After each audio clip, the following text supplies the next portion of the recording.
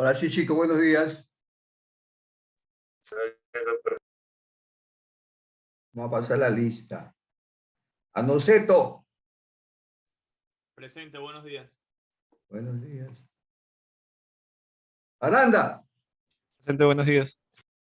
Ya, pagaste la luz, mi internet. Catherine. Buenos días, doctor presente. Erika. Erika Patricia.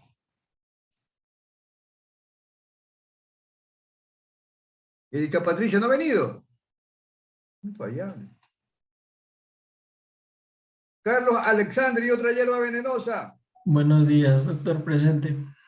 Buenos días. Brian Caiza. Presente, doctor. Buenos días. Nicole Castillo. Presente, doctor, buenos días. Alison Castillo. Presente, doctor, buenos días. Buenos días. Jessica Cayambe. Presente, doctor, buenos días.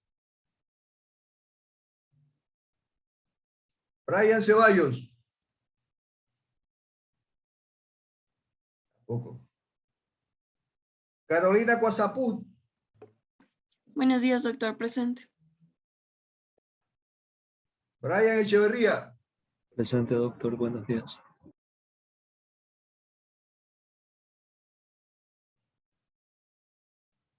Icar Estrella.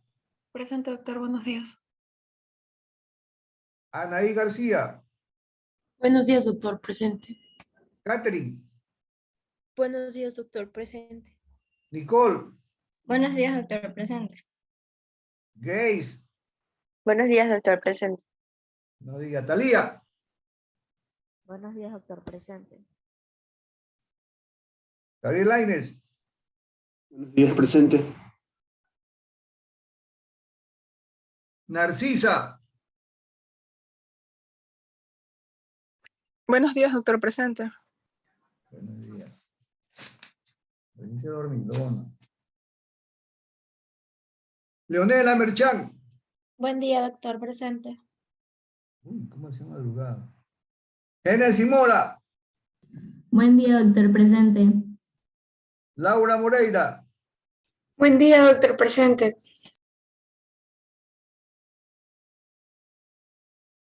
Mabel. Moreno.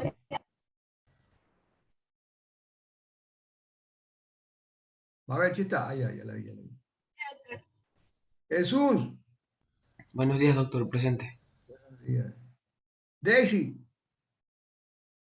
Doctor, presente. Pues a ti te da falta, dice que está enferma. Sí, doctor, estuve internado. Micaela. Buenos días, doctor, presente. Nicole. Presente, doctor, buenos días. Orlando. Presente, doctor. Buenos días. Ismael Remache. Presente, doctor. Buenos días. Noelia. Presente, doctor, buenos días. Ignacio Rodríguez. Buenos días, doctor, presente. Ruth Saca. Buenos días, doctor, presente. Alison Sangurima. Buenos días, doctor presente. Antonello. Presente. Buenos días. Catherine. Buenos días, No. doctor presente. Noelia Vaca. Perdón. Noelia Vaca. Bueno. Marlon Valverde. Presente, doctor, buenos días. Jennifer Valverde. Buenos días, doctor presente. Adrián Vinuesa. Buenos días, doctor, presente. Y Scarlett Zapata. Buenos días, Carmelito no doctor. vino. No, sí, buenos días, doctor, presente. No podía activar el micrófono pronto. Vaya, Doctor, Carlos Alexander, ¿por dónde vamos? doctor, Sí, Erika. ayúdeme ¿Qué con la pasó? asistencia, por favor. ¿Está dormida? No, Entonces, es que no activé rápido las dos cosas. Tiene que andar pila, si no, la vida se la come. Pero Ahí vamos. está aquí. ¿Por dónde vamos, Carlos? Bueno, hoy vamos a ver lo que es la retroalimentación del capítulo anterior que estaban exponiendo los compañeros. Nos quedamos en el eje hipotálamo hipoficiario órgano, doctor.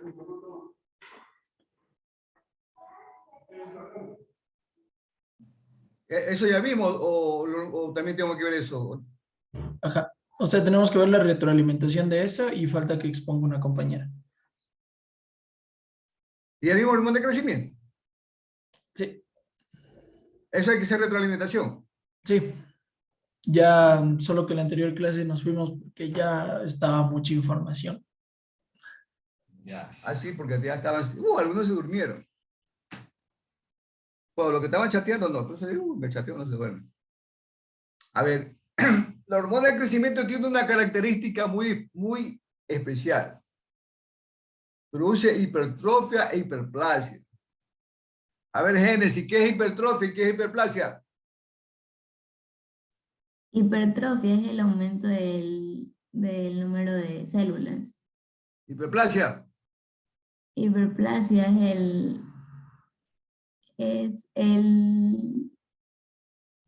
a ver, no, hiperplasia es el aumento del número de células y hipertrofia es el aumento del tamaño. Ruth, ¿está de acuerdo? Yo les considero que la hiperplasia es o sea, el aumento anormal del tamaño que sufre cualquier órgano. ¿Y la hipertrofia? La hipertrofia no sería la disminución. A ver, Gabriel. La hiperplasia es el aumento del número de las células y la hipertrofia es el aumento del tamaño de las células. Está correcto. Así está bien, Génesis. Cuando ustedes, miren, ahorita que ya bueno, la mayoría ya está pasando la época de la pubertad, ya ahorita ya están haciéndose adultos. Ya el hormona de crecimiento ya va a los niveles. Entonces, todo lo que usted coma ya se le va a hacer grasa, hacer guatita. Entonces, tienen que irse a los gimnasios a sacar pepa. Se ponen a levantar pesa y ahí sacan tuco de pepa en los músculos. Eso es hipertrofia. Son músculos hipertrofiados. Pero en cambio, cuando aparece un cáncer, por ejemplo, aumenta el número de células malignas. Eso es un aumento en el número de células. Más o menos esa es la idea, ¿no? Bueno, al hablar específicamente sobre la hormona del crecimiento, es justamente eso, ¿no? La hormona del crecimiento le va a producir una hipertrofia, hiperplasia de la mayoría de las células de nuestro cuerpo, ¿no? En un proceso, como ya le dije, de las hormonas son tan enigmáticas, se podría decir, que usted no la ve, pero un niñito lo transforma en hombre, ¿no? Porque le hace desarrollar muchas características de adulto ya. Y en ese proceso hay una liberación de hormonas.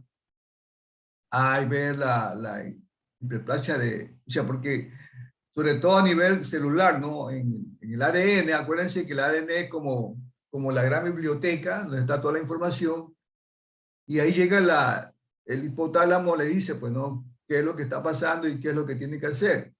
Y por medio de su ARN mensajero, comienza la traducción de proteínas, de lo que necesita, y va. Entonces, una de las características de la hormona de crecimiento, ¿cuál sería, Adrián?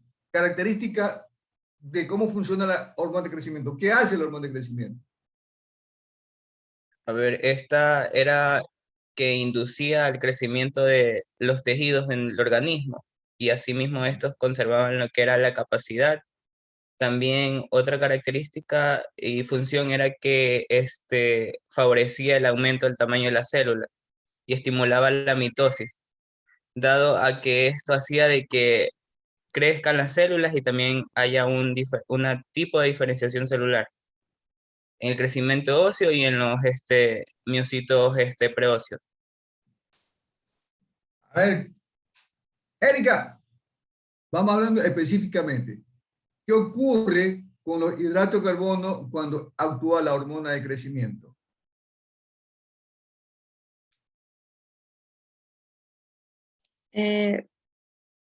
Yo creo que tiene funciones anabólicas. En español.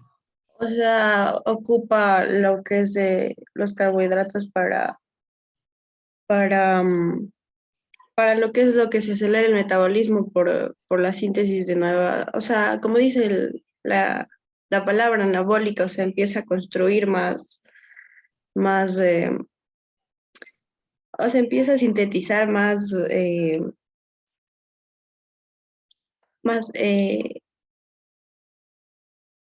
sea, o sea, necesita lo que es captar más glucosa para el músculo, entonces va a aumentar la producción de hepática de glucosa. Ay, qué interesantísimo. O A sea, ver, es que Micaela. Micaela, ¿qué pasa Dígame, con los doctor. lípidos? ¿Qué pasa con los lípidos?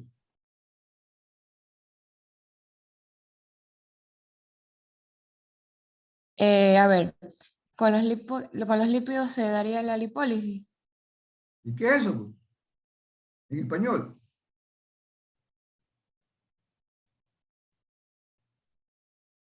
O sea, a ver, que destruye al tejido adiposo para así, con estos ácidos grasos, poder producir energía en el tejido.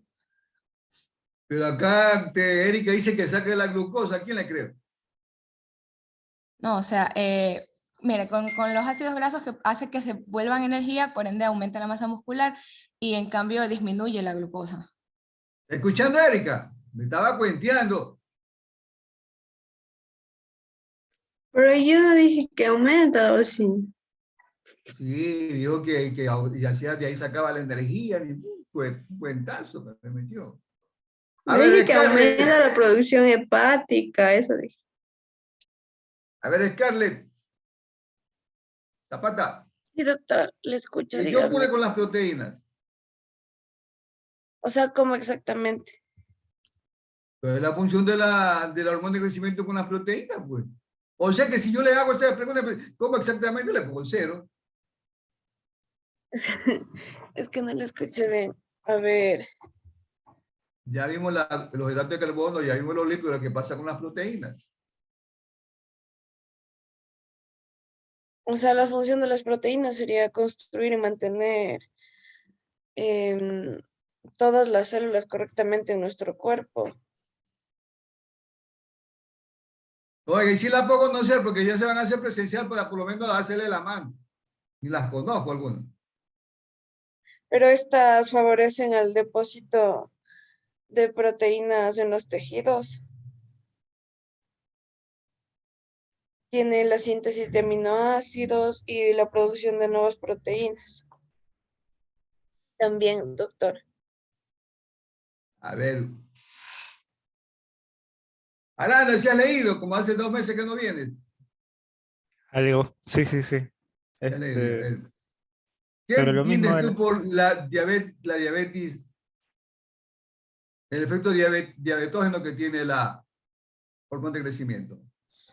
es que decía, Porque ahorita me dijo que de ahí usaba los azúcares para acercar la energía, que el hígado no sé qué cosa. Un cuento que me mandó.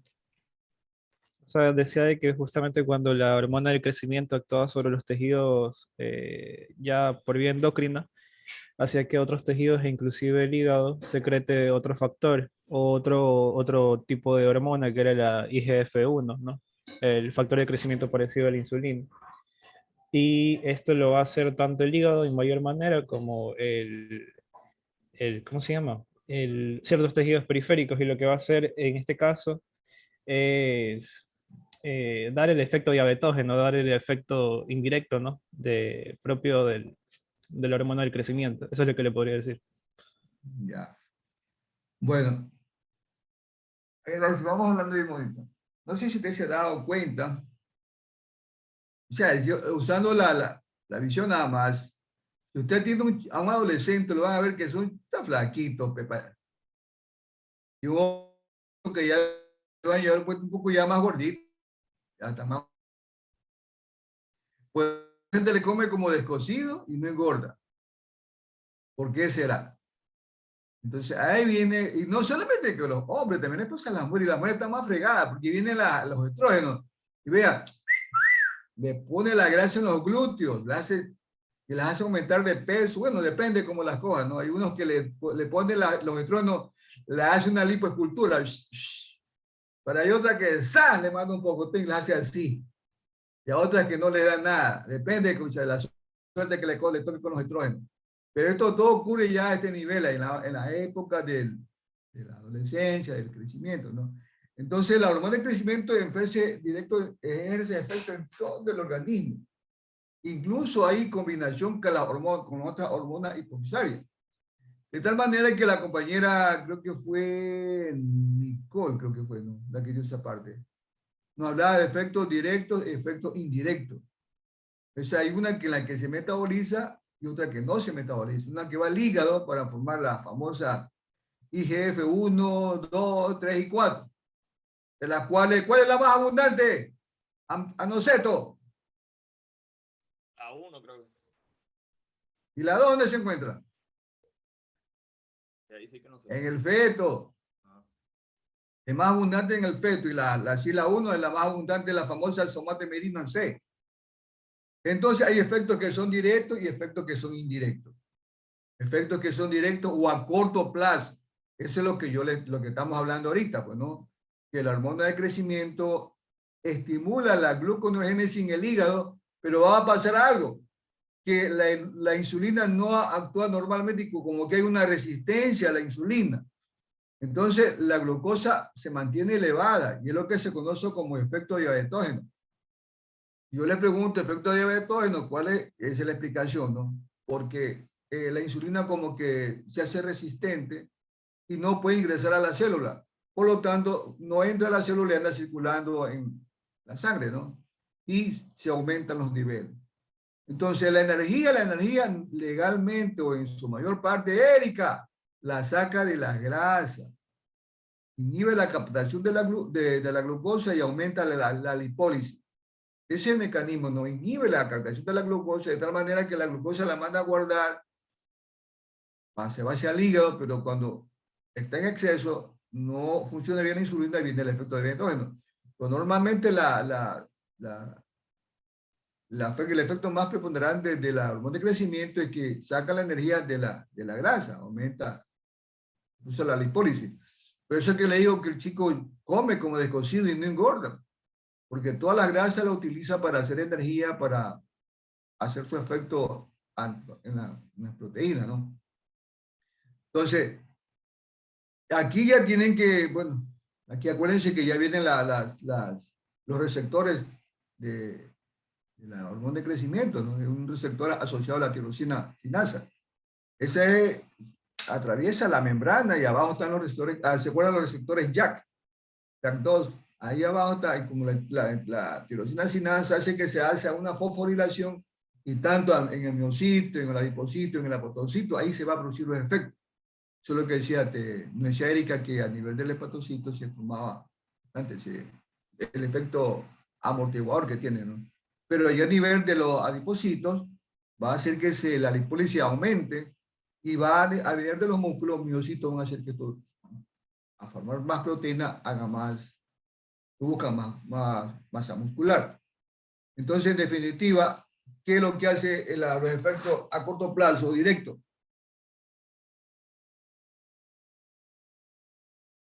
A ver, ¿quién me resume?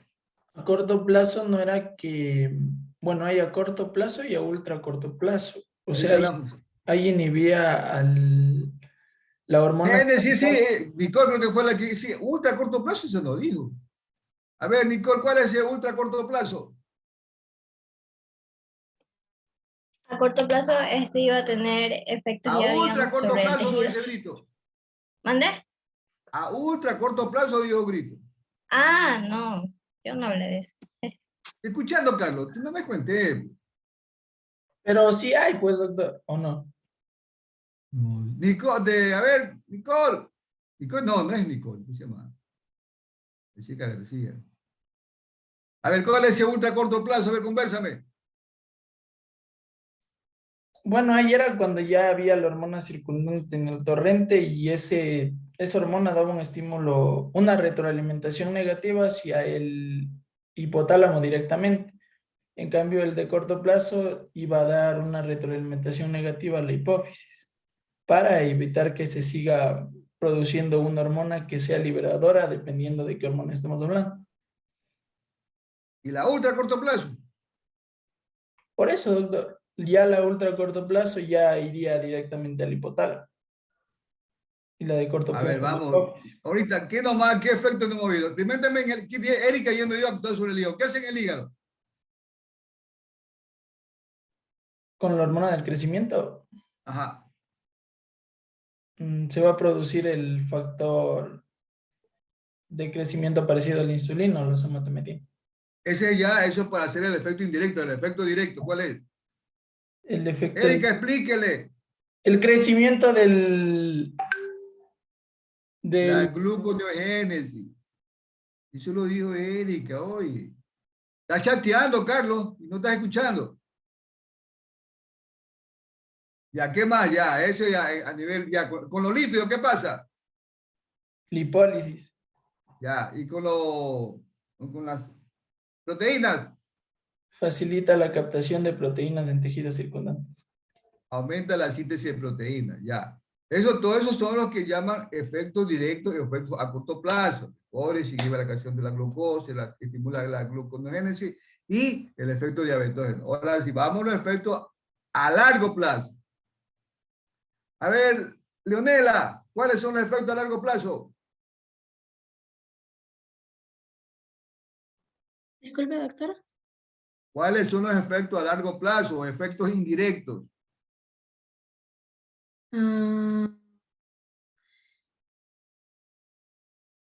Pues sería el crecimiento óseo,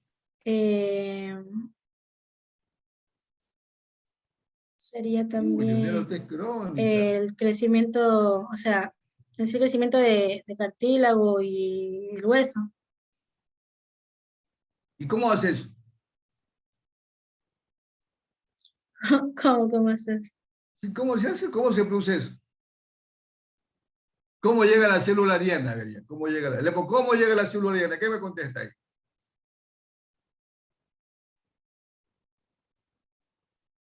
O sea, en sí el efecto a largo plazo es un incremento de lo que sería la transcripción de genes en el núcleo. Así se daría pues, con un aumento de la síntesis de la nueva hormona del crecimiento. Y ahí es pues, que se produce el crecimiento de... Qué crónica, Alexandra. Leonela, perdón. A ver, Alison. ¿Cómo es eso? ¿Efectos indirectos?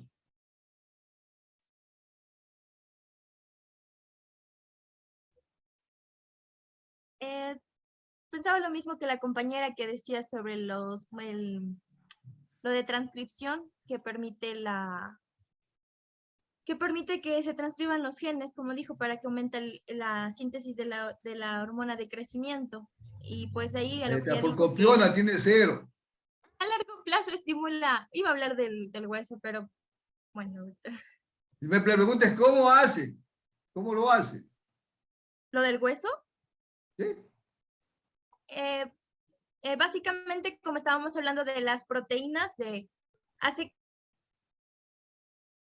que aumenten este depósito de las proteínas y de manera que Pero para que se produzca ese depósito de proteínas, ¿qué estímulo hay? Para que se produzca ese estímulo, ese acúmulo de proteínas, de hueso, ¿qué es lo que tiene que haber primero?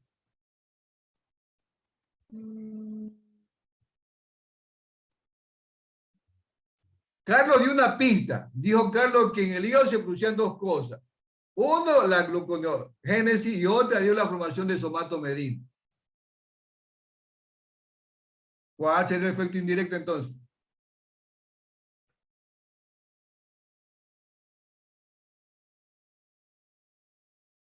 A ver, Brian Echeverría. Que anda un mosquito que me pique y no sé cómo agarrarlo. Vale, vamos. ¿Cuál sería la pregunta, doctor? El efecto que tuviera... El efecto indirecto a largo plazo, ¿cómo ocurre eso? ¿Qué es ese? ¿Qué consiste eso? Que por lo que usted decía de las somatomedinas. Mira, mire, les voy a hacer esa pregunta, si no la tienen claro, el efecto directo es lo que vimos hace unos minutos. Y el efecto indirecto es que esta hormona de crecimiento va a ser metabolizada.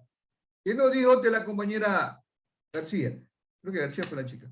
Que la una es metabolizada y la otra no es metabolizada. En esta ya va a ser metabolizada en el hígado. ¿Para formar qué?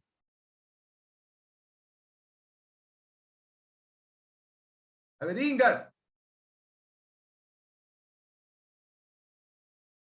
Sí, doctor. Por estarse riendo, ¿vio?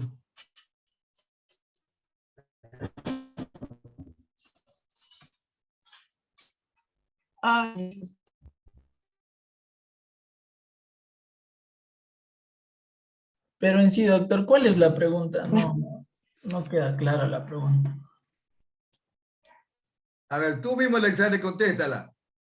Dijiste hace unos minutos, cuando hablamos de los efectos directos e indirectos, tú hablaste que habían dos efectos en el hígado. Uno era la formación de la gluconeogénesis y la otra era la formación de somatomedina. Entonces yo te dije que el efecto directo era la formación de que se forma glucosa en el hígado. Pero ¿cuál es el efecto indirecto? El efecto indirecto ya es cuando se forma el factor de crecimiento parecido a la insulina y este va a las somatomedinas.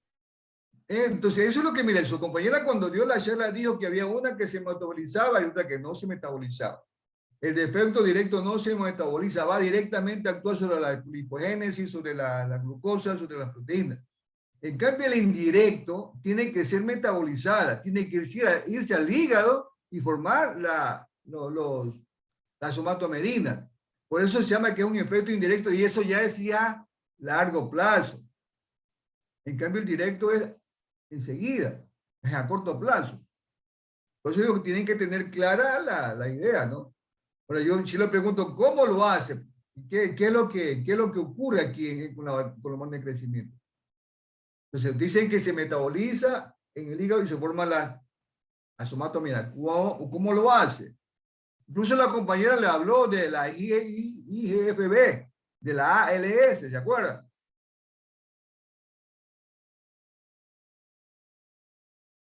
La IGFB es una proteína transportadora que se tiene que unir a la IGF-1 más la ALS, que es una unidad de labio de lacio. Eso hace ella le dio al como una especie de un transportador, una sola molécula transportadora. Y así es como va la célula diana. Yo le entendí eso que lo dijo la compañera la clase pasada. Entonces ahí ya va a estimular el crecimiento de cartílago, de hueso. ¿Qué está claro? ¿Está claro o hay alguna inquietud, alguna pregunta sobre esto? Uy, estos manes son mudos, nadie dice nada. Sí, doctor. Yo, doctor. Ahora sí, ya sabemos cómo lo hace, cómo llega a la célula diana. Dice que va a formar hueso o cartílago. ¿Cómo lo hace? Hay dos mecanismos. ¿Cuál es el primer mecanismo? Carolina Guasaput.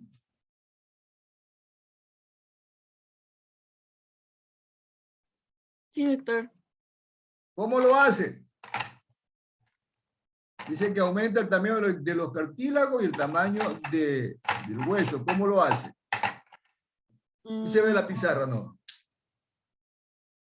Sí se ve. Sí se ve. Era sobre el crecimiento longitudinal y el de grosor, si no me equivoco. Hay dos formas. ¿Cómo lo hace? Sobre el crecimiento de grosor. A ver, era... ¿Cómo lo hace el crecimiento en longitud?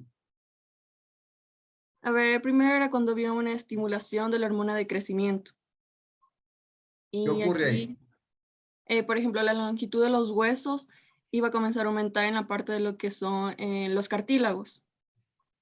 Y también en lo que era la parte de la epífisis, en la parte de los extremos de los huesos. ¿Cuál es la epífisis? ¿Acá arriba o acá abajo? ¿O aquí?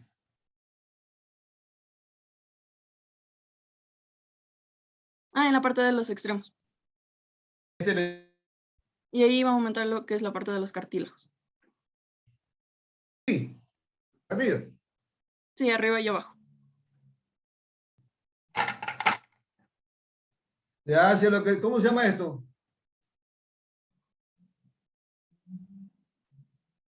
Es el famoso cartílago de crecimiento. Ahora, si usted quiere saber si que están creciendo, tómense una radiografía. Si es que tienen, todavía están creciendo, tienen esperanza de crecer. Si ya no tienen, salada. Porque este persiste mientras está creciendo, El momento que ya desaparece, usted ya ahí se quedó. Si se quedó chiquita, ya se quedó patuchita. Y si quedó grandote, se quedó grandote. Ya no le crece, ya no va a crecer. Entonces, este cartílago de crecimiento es el que va a hacer que el hueso crezca en los intunos. Va aumentando, aumentando, aumentando hasta que llega el momento en que ya desaparece y ahí se acabó. Entonces, esto ya le dice porque se deposita cartílago nuevo poco a poco hasta que ya se convierte en hueso. Ahora sí. A ver, Catherine Toro. Sí, doctor. El segundo mecanismo. Para que crezca el hueso. Que el otro mecanismo es con los osteoblastos que estimulan al periósteo y que a diferencia de este que tenía un límite, como dijo, este se puede seguir estimulando si hay producción de la GH. ¿Y se va haciendo más? Y este es de grosor. Dese cuenta, más o menos, así funciona esto, ¿no? Y acuérdense que todo esto lo que favorece, aquí todavía actúa la función de que utiliza bastante las grasas para producir todo este mecanismo, ¿no? Entonces actúa y va, acuérdense que actúa convirtiendo la acetilcoenzima A. Entonces va a favorecer la utilización de la grasa para formar proteínas y para formar. Ahora, si yo le pregunto, ¿qué es el efecto cetógeno? A ver si se acuerdan. A ver, Orlando. Es el aumento de los cuerpos cetónicos que son producidos por el hígado y no son metabolizados, Claro. por lo que este exceso no permite metabolizarlos correctamente por los demás tejidos extrahepáticos. Y principalmente son... Eso es lo que produciendo lo que se llama como cetosis, ¿no? El hígado forma grandes cantidades de ácido acetoacético, lo libera hacia los líquidos corporales causando la famosa cetosis, ¿no? Esto es producto de la excesiva movilización de la grasa, ¿no? Que hay generalmente con frecuencia en este tipo cuando ya están en ese crecimiento, ¿no? Entonces, ¿y qué pasa? Entonces, queda claro, entonces, ¿qué hace con la hormona de crecimiento con los hidratos de carbono?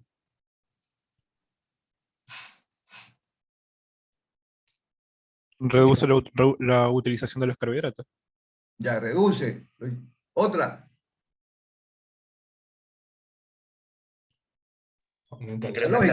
Favorece la resistencia. Ya, o sea, aumenta la producción hepática de glucosa, lo que dijo Erika, porque hay la gluconeogénesis, disminuye la captación de glucosa por los tejidos, por eso es que se queda afuera en la sangre y se produce la famosa diabetes por la hormona de crecimiento, ¿no? Aumenta la producción hepática, aumenta la producción de insulina, pero como que hay una resistencia. Y ya se dice que el efecto de diabetógeno se ve a que usted produce la insulina, pero la insulina como que es resistente a ella, ¿no? Bueno, ¿qué más hemos visto? Doctor, una preguntita.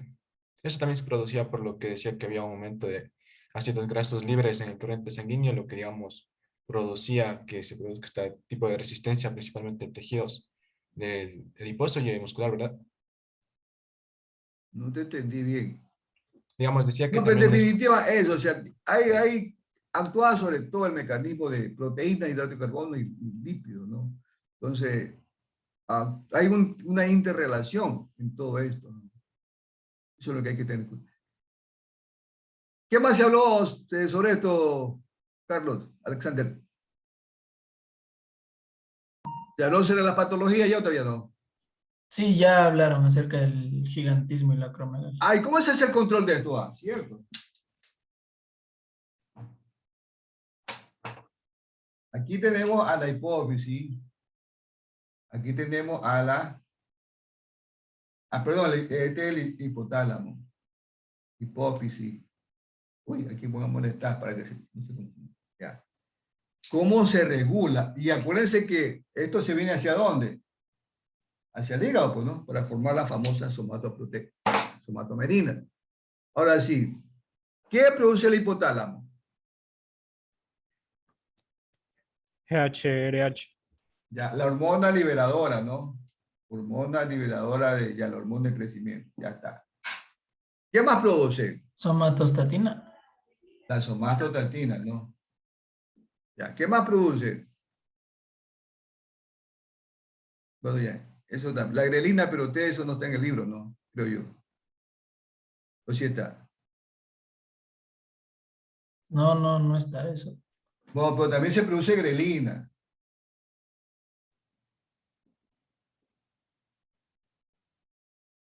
La grelina.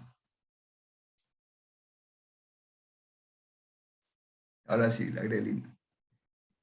¿Cómo funciona esto de aquí? La hormona de crecimiento hace que ¿qué? ¿Actúa sobre quién? Sobre las células somatótropas. ¿Y qué produce? La hormona del crecimiento. Hormona del crecimiento. Tiene efecto directo y efecto indirecto. ¿Qué hace en el hígado? Se va a metabolizar para producir ¿cómo es esto? Factor de crecimiento parecido a la insulina. Ya. Hasta ahí estamos bien. Y si se produce más esto, ¿qué va a pasar? ¿Cómo se regula? La retroalimentación negativa, doctor. ¿Hacia dónde va? Hacia el hipotálamo y la hipófisis. ¿Seguro? No, la del crecimiento va a la hipófisis. Desde aquí. O sea, yo entendí así, ¿no? Como el factor de crecimiento parecido a la insulina va a inhibir el hipotálamo. Y Nicole García fue la que presentó esto, ¿no? Creo yo. Nicole, Presente. estamos confundidos. ¿Cómo es esto? A ver, el hipotálamo liberaba la GHRH, como ella dijo, que esto, por así decirlo, estimula la hipófisis. En cambio, la somatostatina le iba a inhibir. Ya, Ahorita no se va a estar con la somatostatina. Hasta aquí llegamos. Ya, vamos aquí. De ahí se viene acá y produce la hormona, la somatomerina. ¿Cómo se regula? El muchacho loco tiene bastante hormona de crecimiento. Tanto la GHRH también tenía este efecto de retroalimentación, ya que esta se podía inhibir a ella misma, por así decirlo, porque inhibe al propio hipotálamo. Ya, otra. Y también la propia hormona de crecimiento también tenía este efecto, pero de inhibir al hipotálamo también. Otra.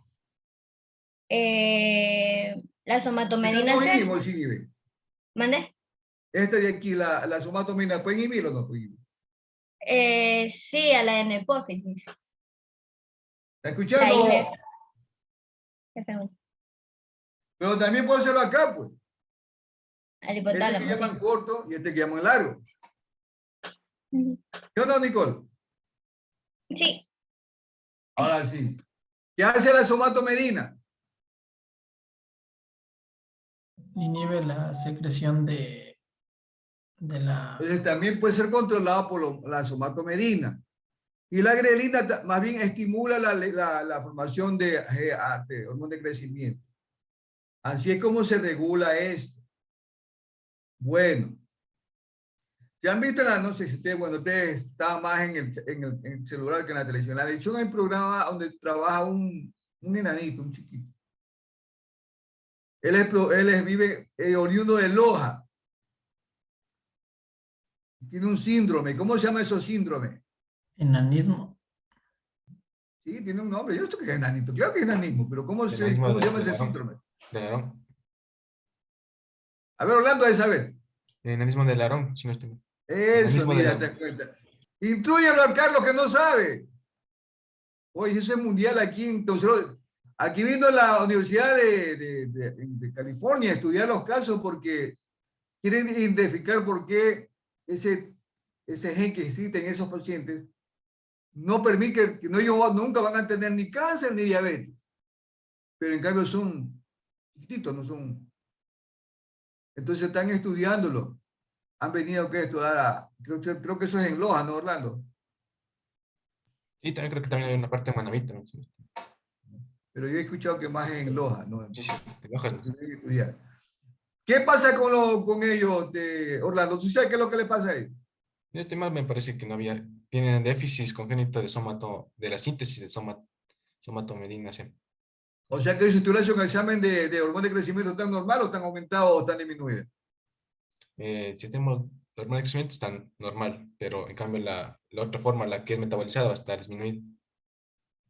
Entonces, date cuenta, Carlos, que lo que tú dijiste hay dos efectos, directo e indirecto, pero el más importante es el indirecto, porque si no hay la somatomerina, está al lado.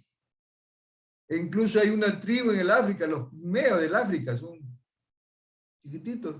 Ellos, tú puedes tener lo que quiera del hormona de crecimiento, pero no hay ese metabolismo en el hígado, no forman somatomedina. Y cuando se hace gigante, ¿cuándo ocurre eso? ¿Antes de la pubertad o después de la pubertad? Después de la... A ver, Ignacio Rodríguez. Después de la pubertad, doctor. ¿Y cuál es la característica de ellos?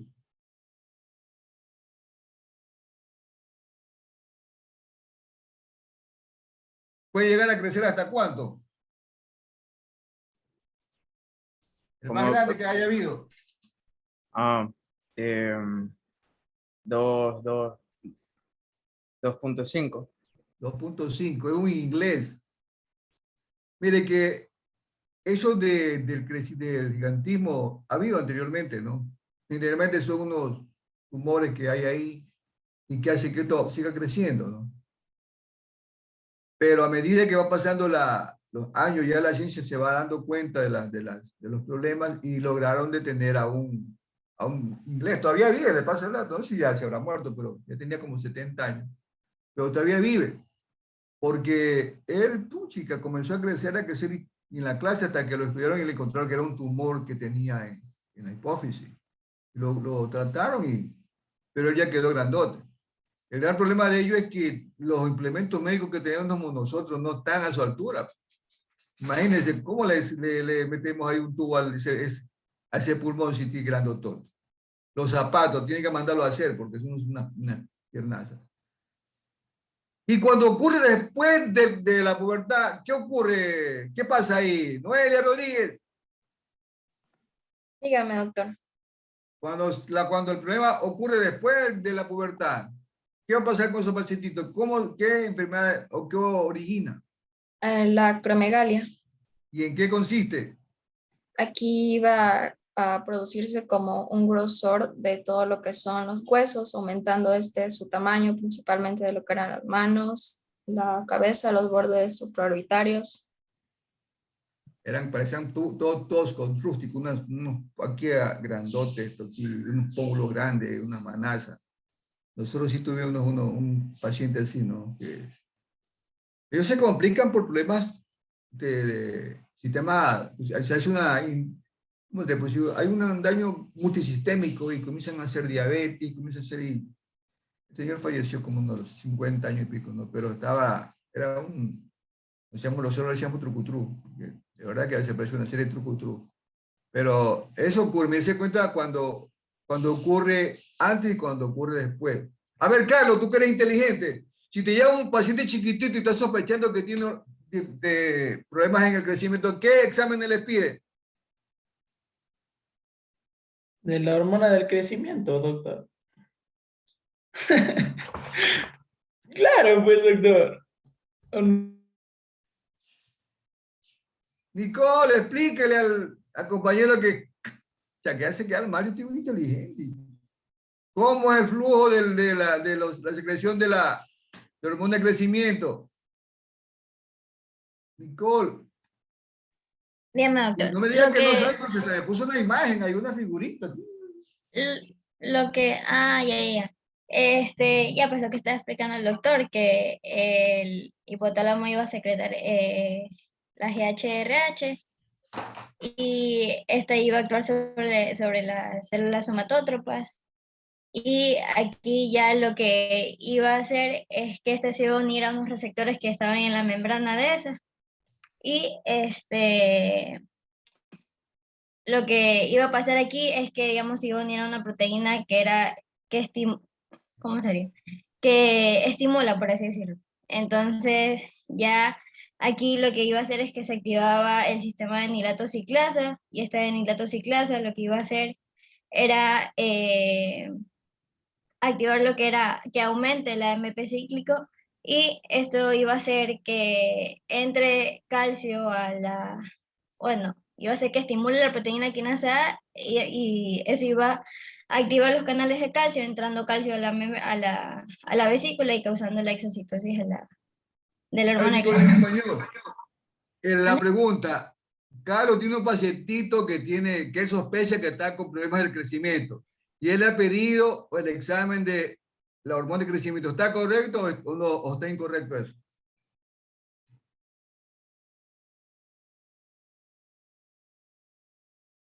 Nicole.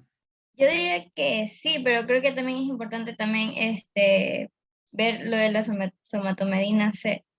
¿Por qué? Porque esta, como había mencionado hace un momento, pues también iba a tener una función en lo que es todo esto. A ver. Usted se ha escuchado que dice que lo mandan a los niñitos a dormir temprano porque si no, no crece. ¿Qué he escuchado? ¿Por qué? Porque en el sueño es cuando se va a estimular esta hormona, y especialmente en la fase 2 y 4 del sueño. Entonces, cuando en el sueño se produce la hormona. ¿Esta hormona es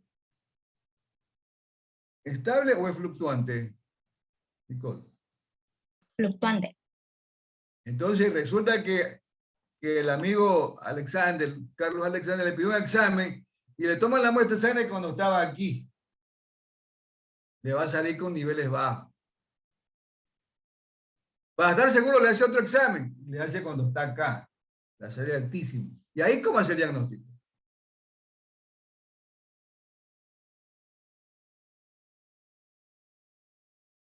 Tienen que hacer la somatomedina. La somatomedina es estable. La más importante es la misión de la somatomedina, porque esa es estable. En cambio, la hormona de crecimiento es fluctuante. Y dependiendo de la edad, van a estar. ¿Cuántos al comienzo, cuando son niñitos? ¿Cuántos adolescentes? Cuando ya tienen 80 años? Acuérdense que yo les puedo preguntar en el examen, porque tienen que saber también esos valores. ¿Qué más hemos visto?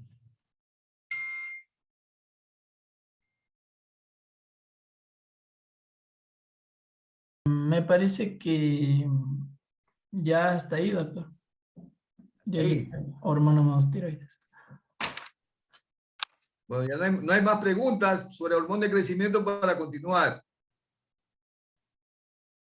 Las que están chiquitas probablemente eran malcriadas y no dormían temprano, entonces se quedaron chiquitas porque no durmieron temprano y no tuvieron mucho hormona de crecimiento. Erika, ¿usted sí dormía temprano? Sí, pero igual no crecí. La falla. Doctor. A ver, Mabel. En el gráfico que usted muestra y en el libro, por ejemplo, se marca con unas horas. Se marca con horas. Ya, entonces ahí decía de lo del sueño y también lo del ejercicio. Ya, entonces decía que, por ejemplo, lo del sueño, el pico más alto se daba a la medianoche. Ok, pero esto se cumple, lo que me dijo así fue que se cumple exactamente a esa hora o esto equivale mejor a las horas de sueño, cierto tiempo a las horas de sueño. Mabel, No sé si en me la entiende. medicina y en el amor, no digan nunca ni siempre. Esto es preciso, no, esto es fluctuante. Puede ser, generalmente, yo le digo, mire, yo como soy un poquito vago, no me puse a estudiar acupuntura. Entonces en acupuntura les enseñan lo del yin y del yang. Entonces ahí ellos la forma como lo interpretan la llaman meridianos, que sale. Entonces ellos tienen que a las 9 de la noche sale el hormona de crecimiento y los chiquitos tienen que estar antes de las 9 de la noche, según los chinos, la cultura china, ¿no? Pero aquí, por ejemplo, Erika, hasta las 12 de la noche despierta, pero chiquita, no dormía. Entonces, si usted canta a las 9 de la noche, se hace grandota. Eso, mire, eso es cuestión, para los chinos a las 9 de la noche, para acá al occidente, otra hora.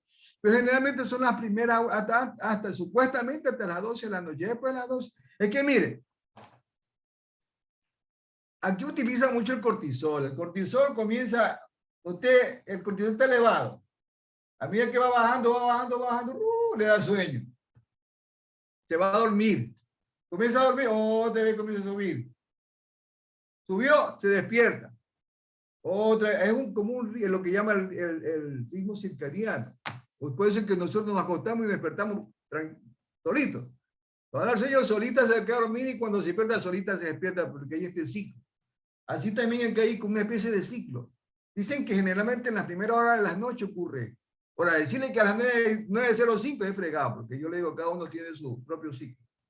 Pero eso es lo que dicen, que las primeras horas de la noche es que se produce crecimiento. Más o menos esa es la respuesta que le puedo dar, ver. Ok. Si no hay más preguntas, continuamos.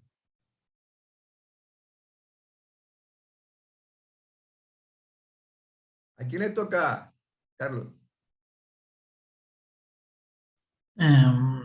A la compañera Nicole García. No.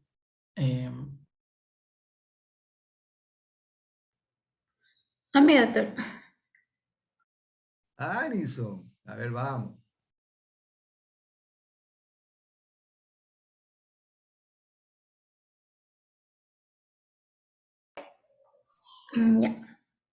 Ya, buenos días, doctor y compañeros. Voy a continuar con la exposición de las hormonas metabólicas tiroides. La siguiente, por favor. Bueno, para empezar, tenemos a lo que es la glándula tiroides. Esta la vamos a encontrar situada por debajo de la laringe y a ambos lados y por delante de la tráquea. Es una de las glándulas endocrinas más grandes y su peso aproximado va a estar entre los 15 y los 20 gramos en un adulto sano. Vamos a tener que esta glándula tiroides secreta 3 hormonas. Pero hay dos principales, que es la tiroxina, o conocida también como la T4, y la triotironina, o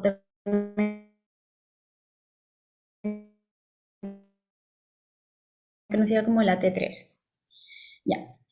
Descensos en el metabolismo de un 40 a un 50% inferiores al valor normal. Y en cambio, si existe una secreción tiroidea excesiva, puede incrementar el metabolismo en hasta el 60 al 100% por encima del valor normal. Esta secreción tiroidea va a estar controlada por la tirotropina o la TSH, que va a ser secretada por la adenopófisis. Y bueno, secretada 3 hormonas. La tercera hormona es la calcitonina, que esta es una hormona muy importante para el metabolismo del calcio, pero de esta la síntesis y la secreción de las hormonas tiroides. Tenemos que aproximadamente el 93% de las hormonas con actividad metabólica que van a ser secretadas por la glándula tiroides van a corresponder a lo que es la tiroxina, y solamente el 7% que resta va a corresponder a la triodotironina. Pero con el tiempo casi toda la tiroxina se va a convertir en triodotironina una vez en los tejidos. Ciertas diferencias en cuanto a las funciones de la triodotironina y la tironina es que la triodotironina es unas 4 veces más potentes que la tiroxina, aunque la triodotironina se detecta en una cantidad mucho menor en la sangre y la duración de esta va a ser más breve. Siguiente, por favor. Ya, ahora sobre la anatomía fisiológica de la tiroides. Como podemos ver en la imagen, la glándula tiroides se compone de un gran número de folículos, los cuales van a poseer de 100 a 300 micras de diámetro.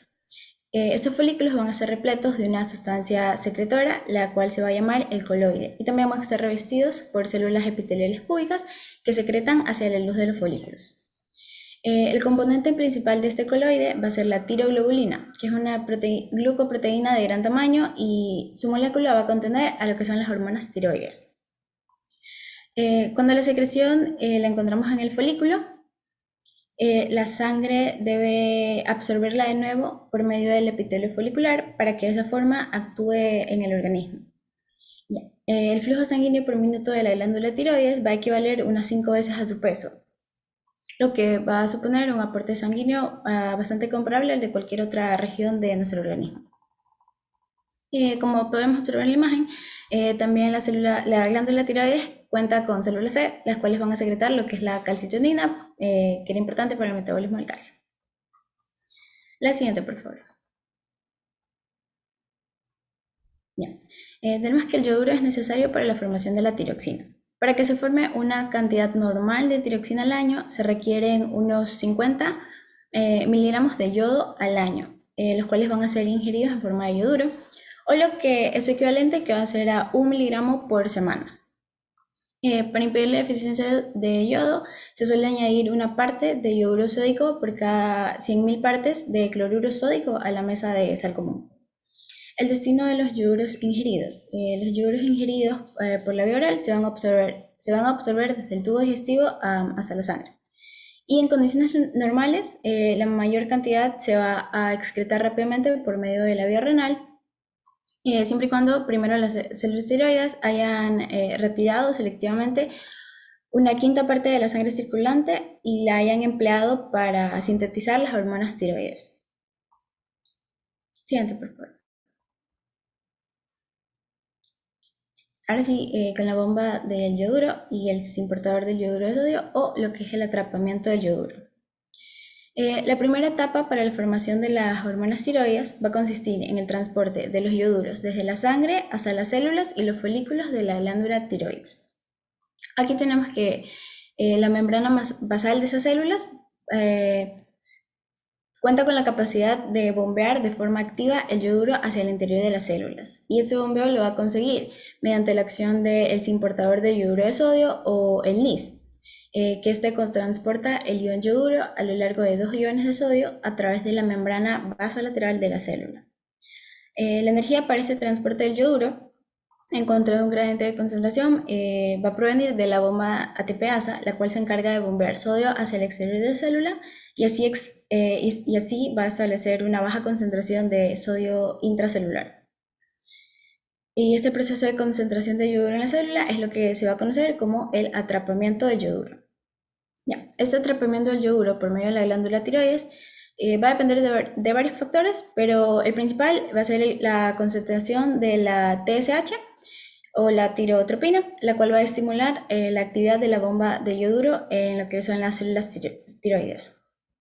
El yoduro va a ser transportado afuera de las células a través de la membrana apical hacia el folículo por medio de una molécula de cotransporte de cloruro yoduro, la cual va a ser la pendrina. Bien. La siguiente, por favor. Bien. Ahora hablaremos de la tiroglobulina y la química de la formación de la tiroxina y de la triotironina. Siguiente.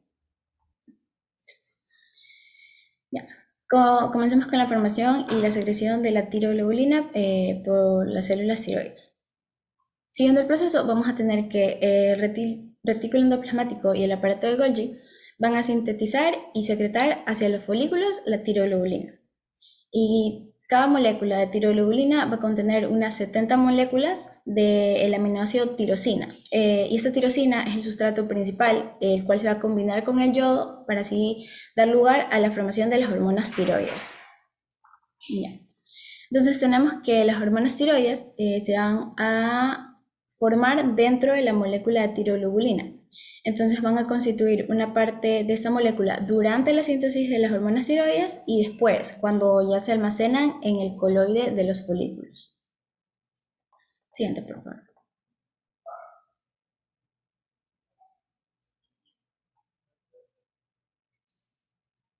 Ya. Tenemos también la oxidación del yoduro. Para que se formen las hormonas tiroides se deben convertir estos iones de yoduro en una forma oxidada de yodo, para que de esa forma, esta forma oxidada del yoduro se pueda combinar con la tirosina. Esa oxidación del yodo va a depender de una enzima peroxidasa y de su peróxido de hidrógeno, los cuales constituyen un potente sistema que va a ser capaz de esta acción de oxidar a los ioduros. Esa enzima peroxidasa se va a encontrar en la membrana apical de la célula o unida a ella. De esa forma se proporciona el yodo oxidado justamente en el lugar de la célula, donde la molécula de tiroglobulina abandona el aparato de Golgi y atraviesa la membrana celular hasta el coloide almacenado dentro de la glándula tiroides. Pueden existir casos donde ese sistema de esa enzima peroxidasa se bloquee o pueden haber casos donde simplemente exista una ausencia congénita de esa enzima peroxidasa. Entonces aquí la velocidad de la formación de las hormonas tiroides puede disminuir hasta llegar a 0. Siguiente, por favor. Bien. Tenemos también a la organificación de la tiroglobulina. La organificación de la tiroglobulina va a ser simplemente la unión del yodo a la molécula de la tiroglobulina. El yodo oxidado se va a unir directamente con la tirosina, aunque con algo de lentitud, pero en las células tiroides, este yodo oxidado se va a unir a la enzima peroxidasa y esto va a hacer que este proceso tenga lugar en un tiempo mucho más reducido, de segundos a minutos. Ya.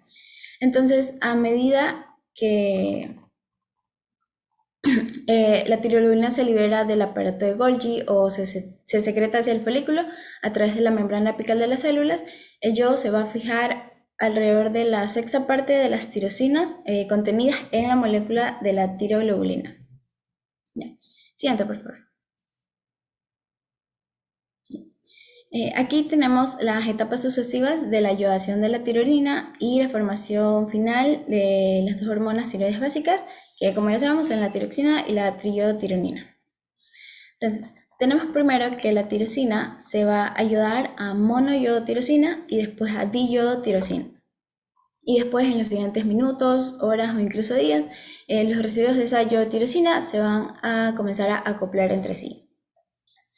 Entonces tenemos que si una molécula de monoiodotirosina se une con una molécula de diiodotirosina, entonces van a formar a la triiodotironina o T3, porque es una molécula de monoiodotirosina y otra de diiodotirosina, entonces son 3, por eso T3.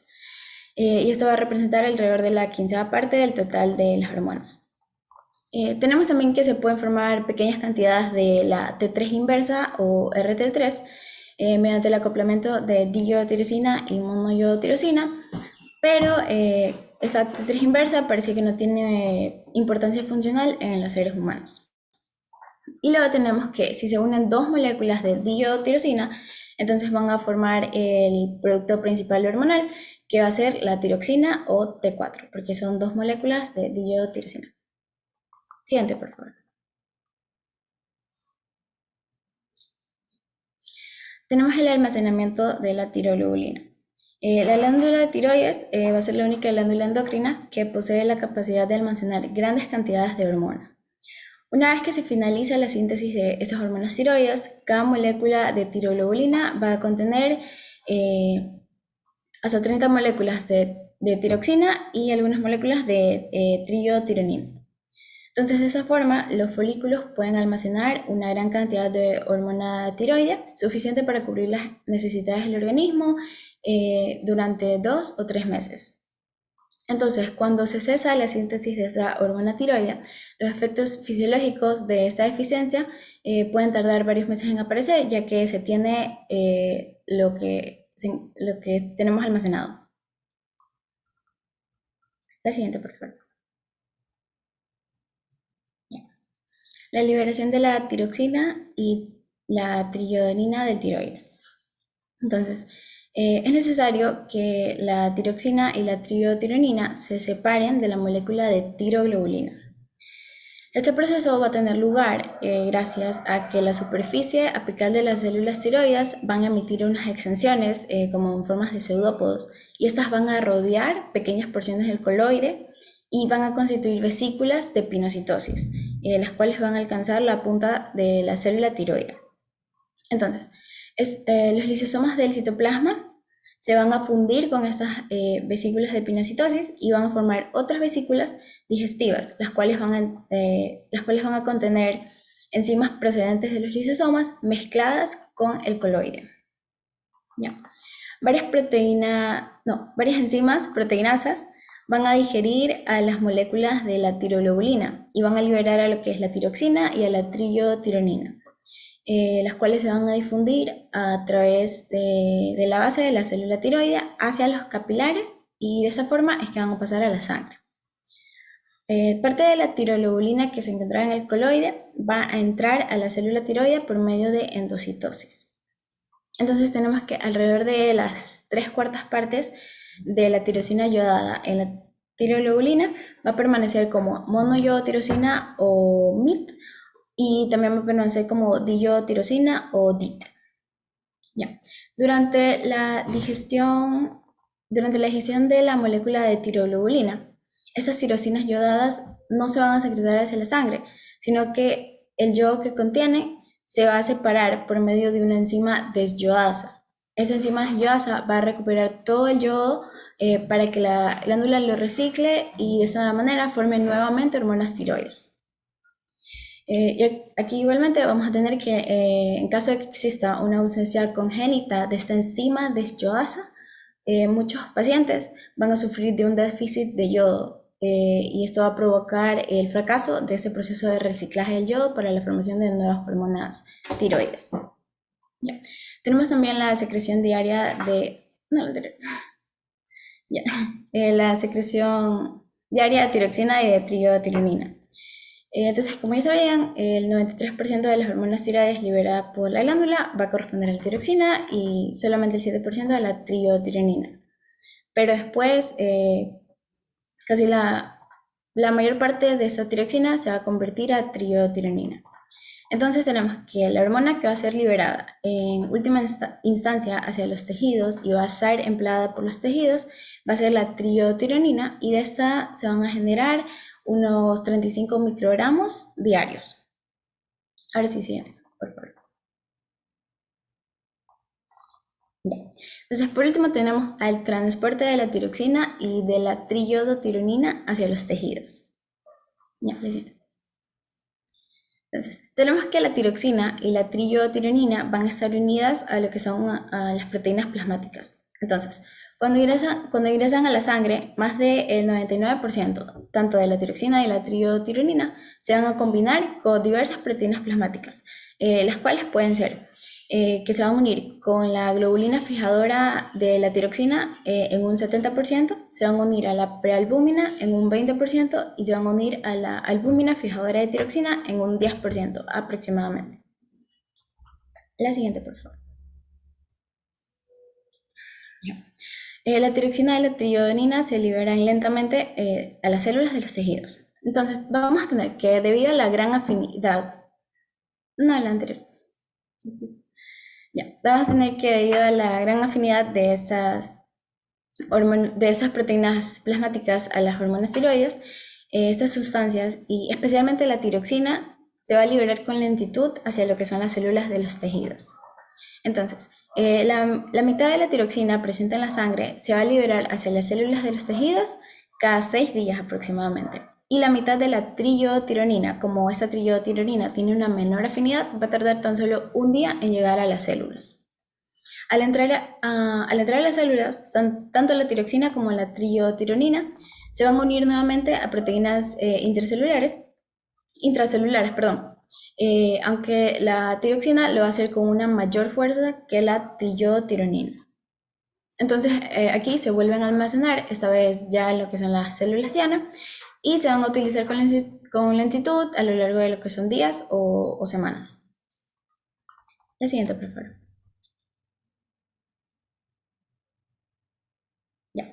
Y por último vamos a tener el comienzo lento y la acción prolongada de las hormonas tiroides. Entonces, hablando de la tiroxina, si se inyecta una cantidad elevada de tiroxina a una persona, no se va a percibir ningún efecto en el metabolismo durante los primeros 2 o 3 días, lo que demuestra un periodo prolongado de latencia de esa tiroxina. Entonces, cuando la actividad de la tiroxina comienza, va a aumentar de forma progresiva y va a alcanzar su máximo valor en 10 a 12 días, como se ve en el gráfico.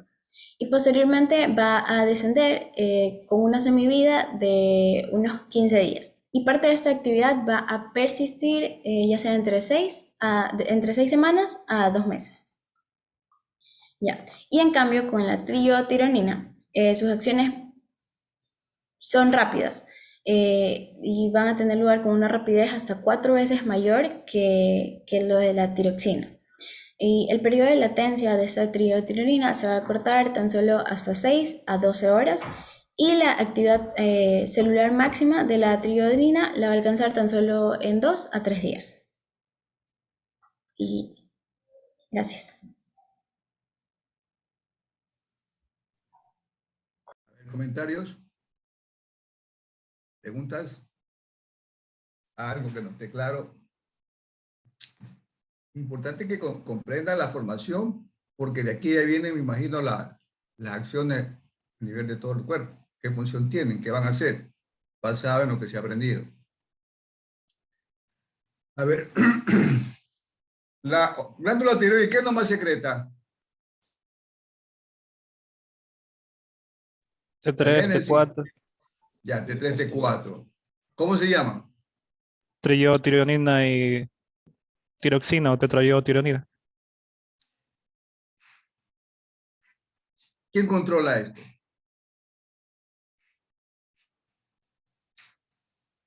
¿Quién controla la secreción de la TSH? La hormona tirotropina, la TSH. La tirotropina. Ahora, en la síntesis de la secreción de la hormona metabólica tiroidea, existe un mecanismo que nos fue explicando la compañera que hay que entenderla bien, ¿no? Primeramente, para entender bien, hay que entender la anatomía fisiológica de la glándula tiroides. A ver, Brian Caiza. Dígame, doctor. ¿Qué me van a hablar de la anatomía de la glándula tiroides? ¿Dónde se encuentra? ¿Cómo está formada? ¿Cuál es la unidad anátomo-funcional?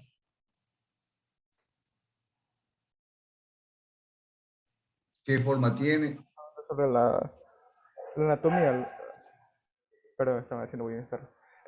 Hablábamos de que la glándula tiroides iba a estar situada debajo de la laringe y a ambos lados por delante de lo que viene siendo la tráquea. Y hablábamos de que esta iba a ser una de las glándulas endocrinas más grandes que posee el humano, cuyo peso oscilaba entre unos 15 a 20 gramos, mencionaba el libro, en adultos que estén sanos, obviamente, porque también hay algunos que va a pesar más, obviamente, por problemas con el yodo.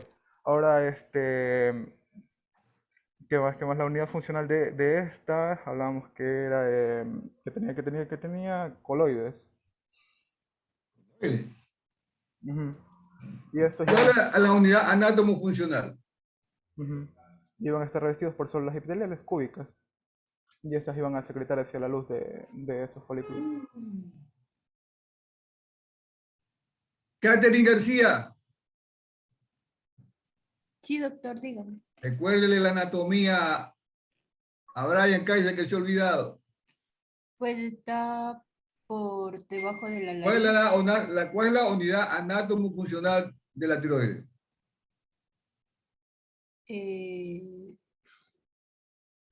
O sea, la ubicación está situada, como dijo el compañero, por ¿Qué debajo. entera? ¿Qué Catherine? La Disculpe. unidad anátomo-funcional. ¿Cuál es? Nada que está midida, que está costando. ¿Cuál es la unidad Los anátomo-funcional? folículos. Obvio, pues los folículos tiroideos. La unidad anátomo. Ya hasta le hizo un dibujito aquí para que vea. Los folículos que acá sí, es de una que está bien irrigada. Siempre está un vasito ahí, más o menos. Entonces, ¿y cuántos folículos tiroides hay en la tiroides? Más o menos.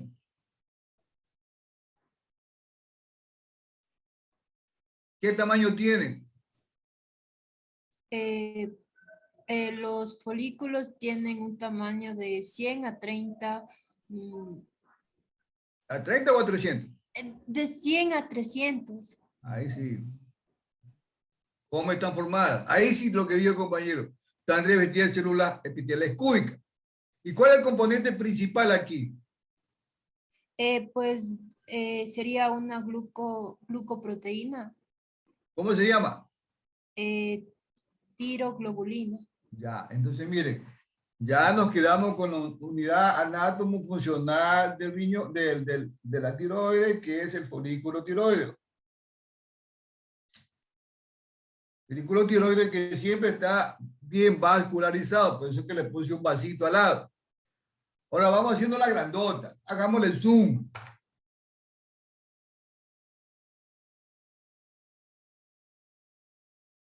Y de ese zoom jugamos esta célula.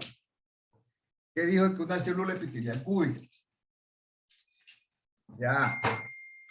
Tenemos una célula. Entonces acá sería la luz, ¿no? Que hay, Brian. Esa. Sí, doctor. Perdón, que ¿Qué hay? no la escuché porque se me cortó la internet. ¿Qué hay aquí en la luz del folículo? La luz del folículo. Es lo que llamamos el coloide. El coloide, esto es coloide, todo lo que aquí hay es coloide. Esto es la célula. Y aquí estaría el vaso sanguíneo. Ya, ahora sí. ¿Qué es lo primero que tiene que pasar para que ponga a formar acá la tiroglobulina?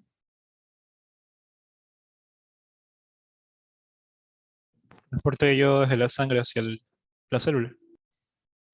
Pero mira el problema que tenemos aquí, Arana. Esto está repleto de yodo.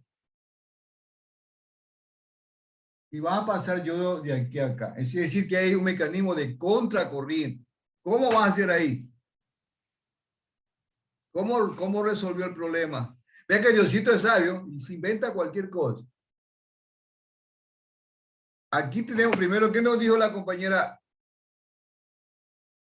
¿Qué se llama? Una bomba de yodura. Aquí hay una bombita que saca sodio y mete.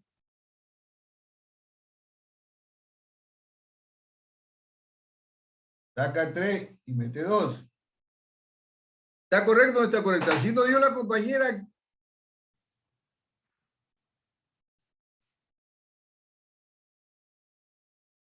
Entonces, mire, lo primero que ocurre es esta bomba. ¿Para qué funciona esto? ¿Qué función tiene esta? ¿Para qué función tiene esta bomba de sodio-potasio? A ver, analicen críticamente ya. ¿Ven? Bomba sodio-potasio disminuye la concentración intracelular del sodio. Mira que Diosito es sabio. Dice, vamos bajándole la concentración de sodio para que se vea obligado a meter sodio. Entonces ahí sí ya aparece otra bomba acá arriba. Sino que José, como ves ahí, enseguida ya, pero tienen que explicar por qué, pues. Justamente. ¿Cómo se llama esta bomba?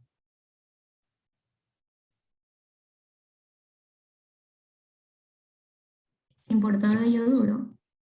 Esta es la bomba de yoduro. Esta bomba de yoduro, de cuenta que es una motito, donde andan los sicarios.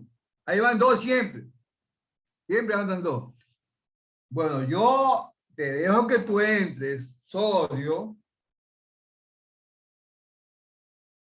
pero eso sí, me llevas adentro el yodo. Si no, no te dejo. Esa es la condición que le pone. De esa manera, imagínense usted, ¿qué hace cuando está a ver? No, ustedes sí andan bastante en Metrovía. 12 el día, 1 de la tarde, cuando está eso llenecito adentro. ¿Qué hacen ustedes? Están viendo cuando sale la gente, a lo que se mete poco, allí se meten ustedes. Más o menos así. En ese momento aprovechan la energía que produce esta bomba y se meten ahí. Como la motito, el uno y el otro atrás, los 2 se meten ahí. ¿Qué esto es transporte contra transporte? Cotransporte. ¿Secundario o primario? Primario.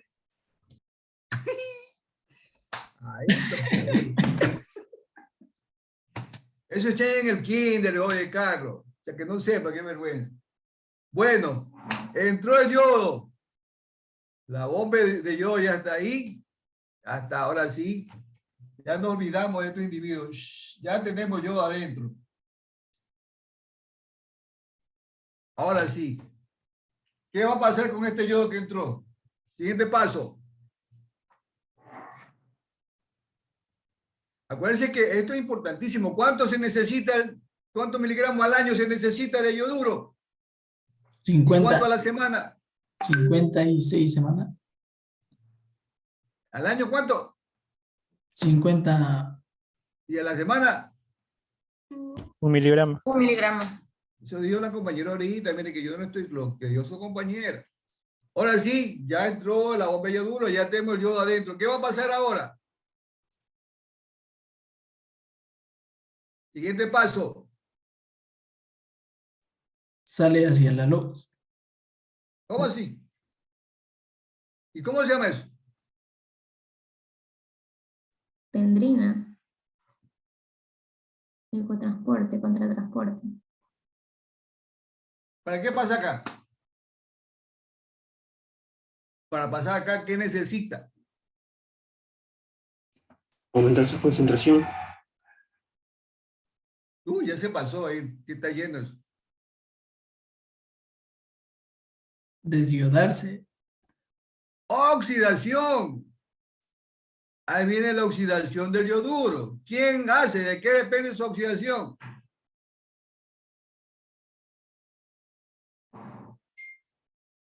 De las... Pues ya está chateando, la compañera está hablando y le va haciendo pasito por pasito. De la enzima peroxidasa. ¿Cómo se llama la enzima que lleva para que sea la oxidación del ion yoduro? Peroxidasa. La peroxidasa, pues a ver, la más inteligente aquí. La peroxidasa. La peroxidasa viene aquí, ahí se produce la oxidación del yoduro. El yoduro tiene que pasar acá oxidado. Por eso es que tiene que ser la oxidación del yoduro para que ahí sí ya se pase acá este yodo. Entonces la oxidación del yoduro ocurre ¿dónde? En la luz. Dese cuenta, en el otro lado. Aquí están las peroxidasas. ¿Se acuerdan que hablamos que en el bueno, ya eso, no sé si habrán visto en el leucocito de las peroxidasas, las mieloperoxidasas. Bueno, entonces, mira que primero una es la bomba de yoduro, después viene la oxidación del... Bueno, pero acá necesitamos la tiroglobulina, pues, ¿no? ¿Dónde se forma la tiroglobulina? Ruth, para que no se me duerma. Ruth, saca. Dígame, doctor. ¿Dónde se forma la tiroglobulina? Esta se forma en las células tiroides. ¿Cómo así? No, a ver. O sea, la unión del yodo con la molécula de la... No me cuente, Ruth. ¿Dónde se Bueno, forma la tiroglobulina? A ver. ¿En el aparato de Golgi? El aparato de Golgi. Uy, qué vergüenza. No, en el retículo endoplasmático. En el retículo endoplasmático. A ver, vamos a ver uno que es inteligente. O una inteligente. A ver, Anaí García. Anaí sí es inteligente. Sí, doctor. Anaí, ¿dónde se produce? Según lo que tengo entendido, lo que es la tiroglobulina se sintetiza y se secreta. Aquí se produce, en la célula. Ya El me ADN detecta que necesita tiroglobulina, le da la orden al RN mensajero para que produzca la tiroglobulina. Acuérdense que la tiroglobulina es una molécula bien grande, ¿no? Bien grande. Pero van así. Ahí viene el retículo endoplásmico. Se va al aparato de Golgi y como que está media, como que le falta algo. ¡Blum! Le pone azúcar, glucosa. Por eso es que es una glucoproteína. Cuando ya está hecha una glucoproteína, ahí sí se viene acá. La pasamos acá. Acuérdense que la tiro...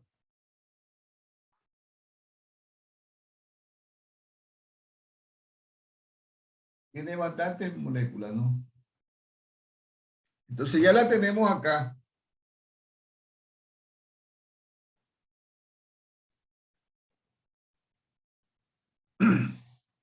Entonces hemos visto la bomba de yoduro, la oxidación del yoduro y la formación de la tiroglobulina. Siguiente paso.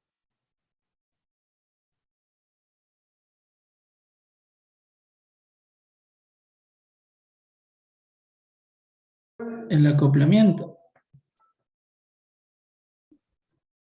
No. Primero hay que organizarla, pues, profesor. Primero viene la organificación. ¿Cómo es eso? ¿Quién lo hace? Acuérdense que a la tiroglobulina tenemos que poner el yodo. Entonces, ahora viene lo que se llama organificación. Entonces, ese yodo que está aquí bastante, lo va a unir a la tiroglobulina. Aquí, pongamos, aquí le pone 1, acá le pone 2, aquí le pone 1, acá le pone 2, aquí le pone 1, acá le pone 2. Entonces, según como quiera. Eso se llama organificación. No, perdón, este es el acoplamiento. Este es el acoplamiento primero. Primero se acopla. 1, 2. Y ahí sí viene la organificación. Entonces, una vez que está organificado, vamos a tener diferentes tipos. Si tiene un yodo, ¿cómo se llamará? Monoyodotironina. ¿O? De 1. De 1, sí. Acá tenemos 2. Yodotironina. Acá hagamos, este tiene 3. Triyodo. Y este tiene 4. Tiroxina o tetrayodotironina. Ya tenemos T1, T2, T3 y T4. Ahora sí ya está organizado, se acopló y ahora sí se organizó. ¿Está claro? ¿Y ahora? ¿Qué pasa ahora? ¿Qué tiene que ocurrir?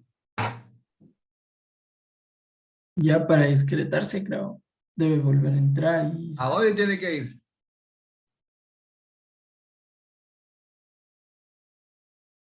Por medio de... O sea, entra algo de coloide y va hacia... El coloide, a ver con lámpara. ¿Qué tiene que ocurrir aquí? Cuando se hace como una vacuolita aquí, para que esto se vaya metiendo y después se cierre. ¿Cómo se llama eso?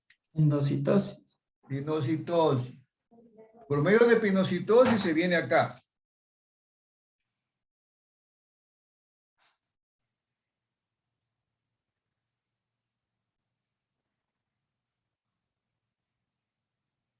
Ya.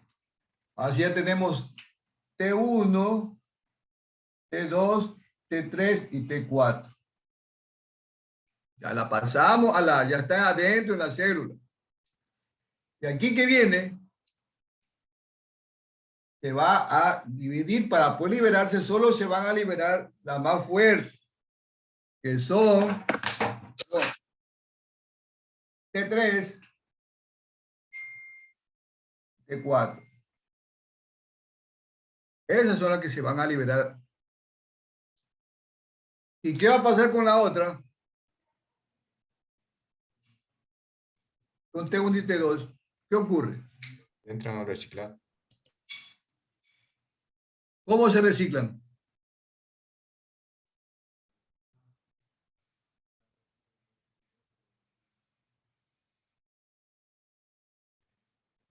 A ver, ¿cómo se reciclan? Cuando no se excretan hacia la sangre. Te paso el dato que la hormona, la glándula es súper tacaña y no le gusta desperdiciar nada. ¿Qué hace? Ya, con ese dato que le estoy pasando. ¿Tirosina? No. ¿Qué hace la tirosina?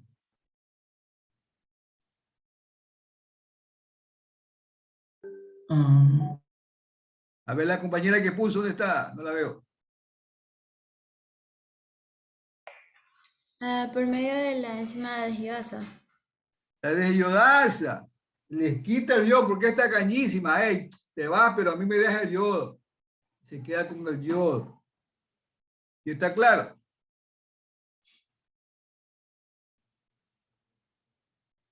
¿Está claro o no está claro, chicos?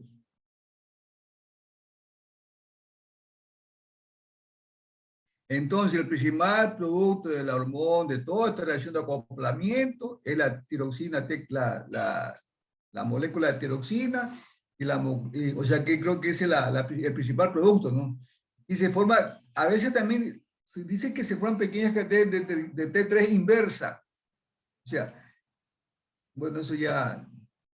Bueno, lo cierto es que la que salen es la T3 y la T4.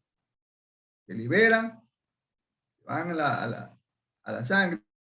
Generalmente dice que se generan, dice más o menos unos 35 a 40 microgramos de tironina diario. Se va a la sangre y ya, se liberan. Pregunta hasta aquí.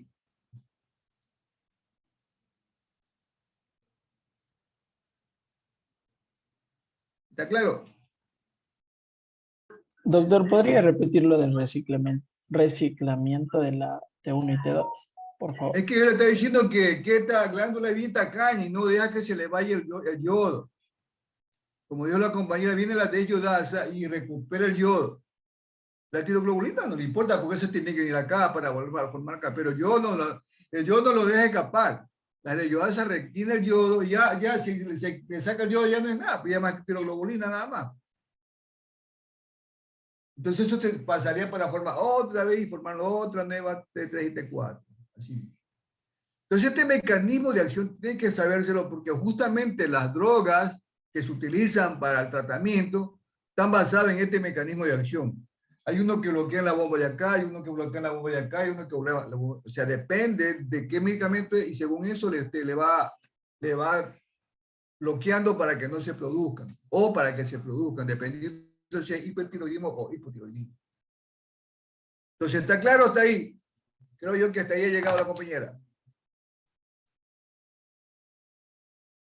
Continuemos. Y para el hipertiroidismo, ¿qué bomba se bloquea, doctor? No sé, todavía no hemos visto eso. Ah. Ya vamos a avanzar. Sigamos.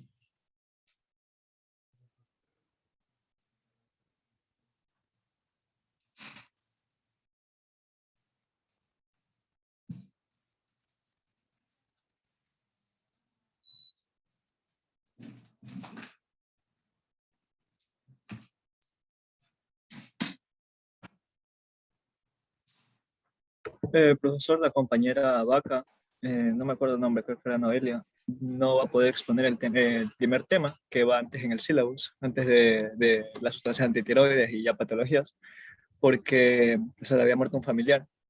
Eso no supo comunicar en el grupo. Pero ustedes tienen que suplir esa parte, pues, Brian. No pueden dejarla así nomás. Lo que pasa es que nos avisó recién esta mañana. Que les mande que sea la diapositiva. Pues. Acuérdense que yo le dije que el grupo se es el responsable y ya pasó la clase pasada, creo, con ustedes. Sí, doctor, a mí también me escribió la compañera Noelia Vaca. La verdad es que lo pasé por alto, pero... Oye, ahí es que ella es crónica, sí. Ya... Pero de todas maneras, que manden la diapositiva, pues, para que sus compañeros solucionen el problema. Porque si no, el grupo es el que marcha.